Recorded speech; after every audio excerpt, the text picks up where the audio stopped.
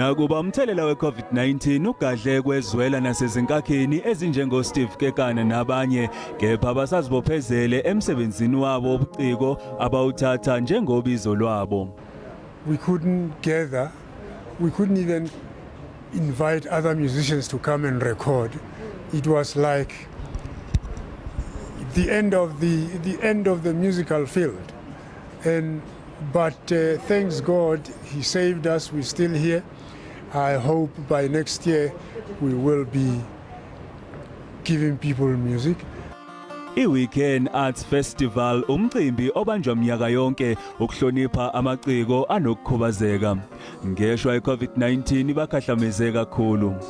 We saw a need to bridge the gap because it could not be right that during these days when there are celebrated calendar months, disabled artists are not featured in any way.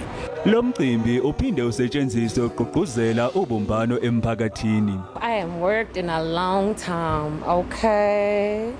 Because we as musicians gather people together. So the thing of us not being able to do just exactly that was the issue. Inhloso enkulu uqikelela ukuthi amalungelo amaciko anokukhubazeka avikelekile nokuthi angakhishwa nyumbazana emkhakheni kuyo. Amanye amaciko anokukhubazeka azohlonishwa komunye umcimbi ozobanjwa mhla zili 10 kwephezulu.